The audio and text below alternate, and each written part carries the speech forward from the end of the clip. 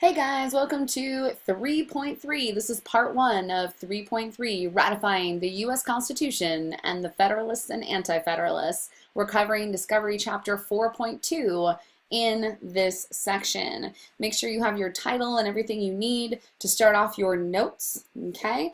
Don't forget, I'm not really going to discuss left-hand side questions as we go, but don't forget to do your left-hand side questions on your notes as we go through the PowerPoint. This one's a shorty. It's only got 5 questions, guys, so hopefully we don't get too long into part 2. If we even get into a part 2, we'll see how fast I can get you through all this stuff. So if you need more time, push pause, because here we go.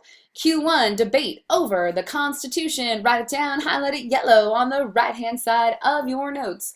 All right, so as you guys know, the Congress met and they decided that they were going to form a Constitution. Remember, originally we went in with the intention of changing and fixing the AFC, but very quickly we figured out the Articles of Confederation were a hopeless cause that could not be fixed, and instead we decided to start from scratch, and ultimately we end up with the U.S. Constitution, which is the document we still have to this day that runs our national level government, okay? So as news starts to become public that we're going to toss out the AFC, or at least we'd like to, right? And we've created this new document, the U.S. Constitution. Of course, the country is going to be in disagreement about whether or not this is the right move and if this document is the answer or not.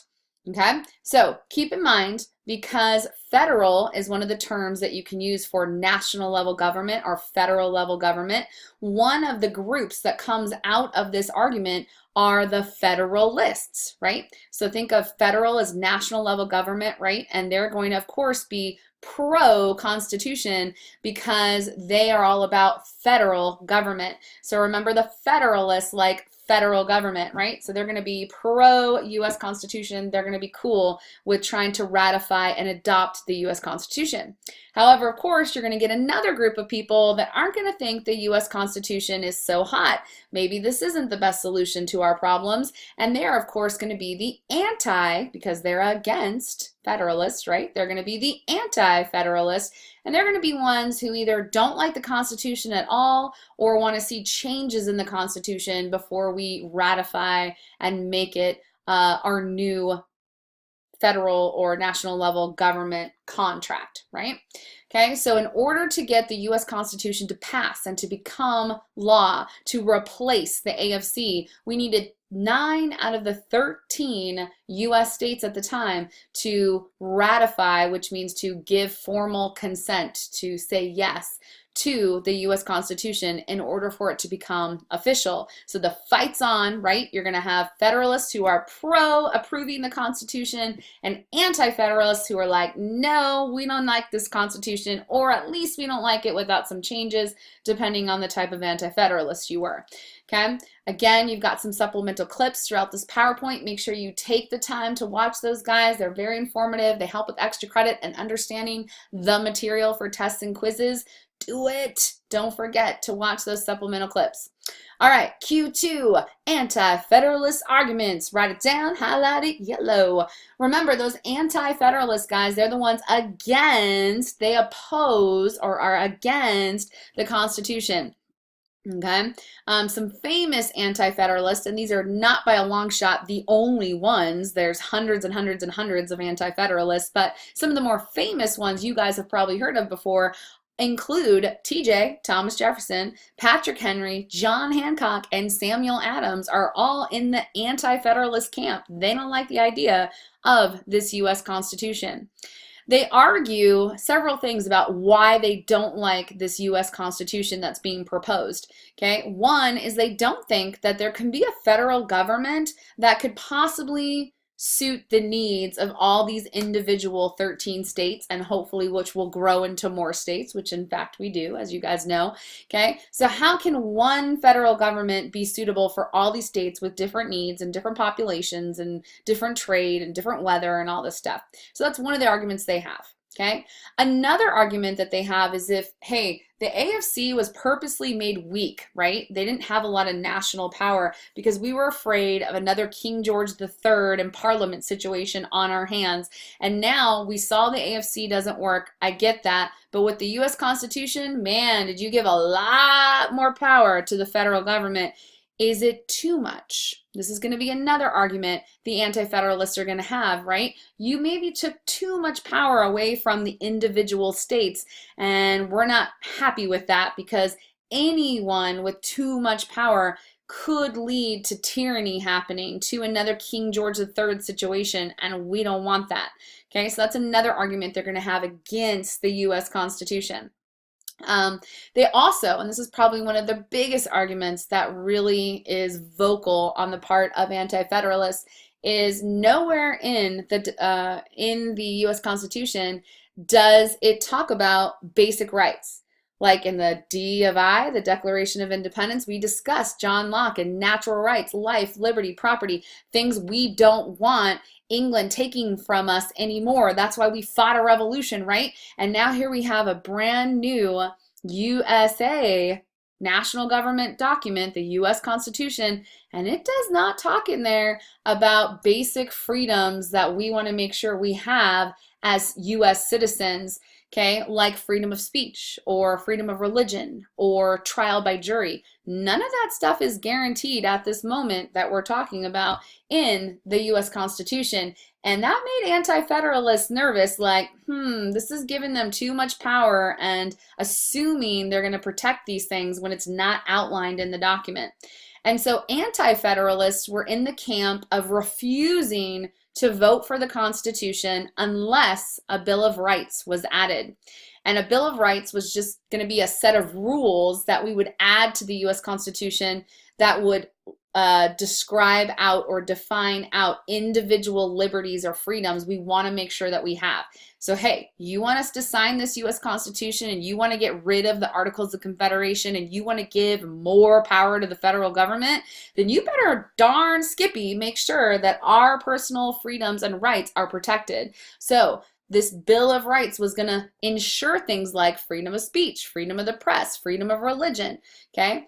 Things like that they wanted in place, or they weren't going to be willing to sign the US Constitution. If you need more time, make sure you push pause, okay? Highlight everything you need to highlight. Here we go to the next slide. So to kind of sum up the anti-federalist position that we were just talking about there against the US Constitution, at least the way that it is, with no Bill of Rights added at this point. They were afraid of tyranny.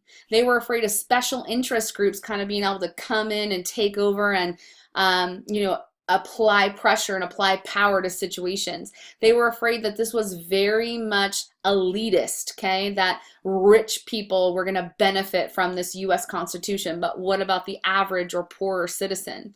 Okay, so those are things that they were afraid of. So what they suggested, you want us to sign this? Here's some things that maybe we should consider. How about term limits? You want to have a president? Because remember, the AFC, there was no president. You want to have one? Then they shouldn't just be president for life like the king was back in England. We should have a limit, 2 years, 4 years, 6 years, whatever it should be, but we should give them term limits. We should have a Bill of Rights giving us basic protection of liberties like freedom of speech and freedom of religion. Okay, we want to make sure there's something in there that supports state rights and that states do have individual rights too, because sometimes something's good for one state and not another state. So the state does need to maintain a certain amount of power. We can't give all the power to the national government. It needs to be a balance between the two. Okay. They also wanted to suggest that we make sure we're plugging farming and supporting farmers, because anti-federalists really looked at farming as the backbone of the U.S. economy, and the future of the United States of America was farming. Okay, so those are anti-federalist positions. Make sure you know those. This is all important. Tests and projects and things coming up. All right, Q3. Federalist argument, write it down, highlight it yellow. So if you're a Federalist, that means you're pro-federal government. You're pro-Constitution. You want the Constitution to be ratified. Okay, you're somebody who's willing to vote for it. Again, there are thousands of Federalists present in the USA at this point, but some of the more famous ones you might be aware of are James Madison, who was the head author, the father of the Constitution, and eventually will become one of our US presidents. Alexander Hamilton, John Jay, and Ben Franklin were all famous Federalists, okay? And they liked the US Constitution. They recognized the AFC was a big fat disaster, and they knew the national government needed more power than the AFC gave it. And frankly, they believed that the national government should have more power than the states had. So anti-federalists, they're not going to like that. Anti-federalists at least want to be equal with the federal government, if not have more power at the state level than the federal government would have.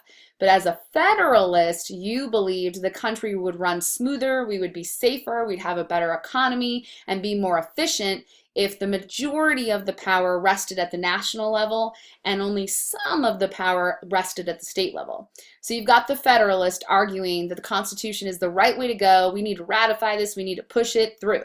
They're big believers in that educated people need to build the momentum of the United States moving forward. So they were a little elitist. They acknowledged that upper class people, better educated people, would be more vested in what was happening in the country. And in order to try to get people on their side, they wrote a series of papers, which at the time weren't called this, but eventually will be called the Federalist Papers. And in the Federalist Papers, what it is a collection of essays, okay, that describe various reasons why the average citizen or the poor or the rich, anybody in the United States should support ratifying the ratification of, which means saying okay to, the U.S. Constitution. And so what the essays do is they break down the functions of the U.S. Constitution and how government would work, because it's very different, right, than how the AFC was going to work.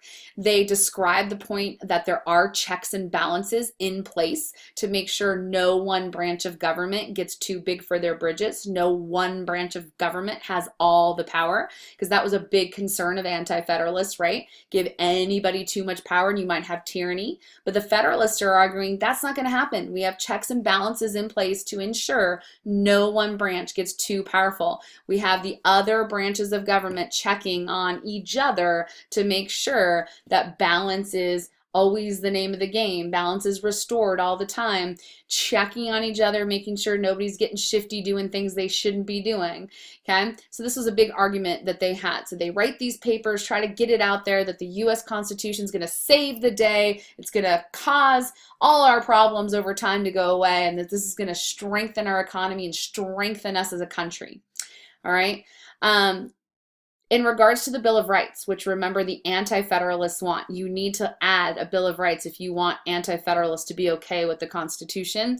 The Federalist argument about that was, well, if we actually go through and list them, all you're doing is limiting your freedoms, limiting your rights, because what if we don't list one? Does that mean you don't get that freedom? Right? If we list them out, then you only specifically get those things, right? And it's never going to be anything past that. So their argument was it's better left alone. We shouldn't add a Bill of Rights. If you need more time, push pause. Otherwise, we're moving on. Here we go.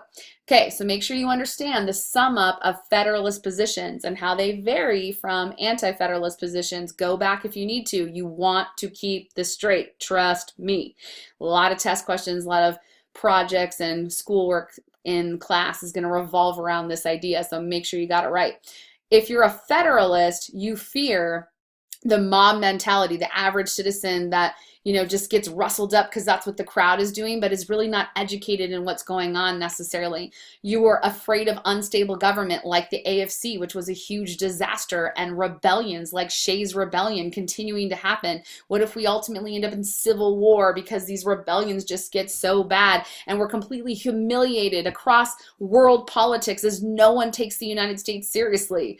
which are all legitimate fears the Federalists had. So they're all about strong federal government. We need this U.S. Constitution. This is the way to go. Nationally working together to create stronger states and stronger citizenship and stronger country all together, and stronger commerce, which is business and trade. Okay. All right, so the whole debate, remember, is about ratification. Do we approve the U.S. Constitution or not? All these guys got into a room over that big hot summer, right, trying to make a new document when they decide to scrap the AFC, and they come up with the U.S. Constitution. But now the debate is, do we adopt it? Is this the government we actually want? People are a little skittish. The AFC was a big fat mess, so is the U.S. Constitution actually better? Remember, Federalists say, yes, it is, vote yes. Anti-Federalists say, no way, Jose. All right, part 2. See you there.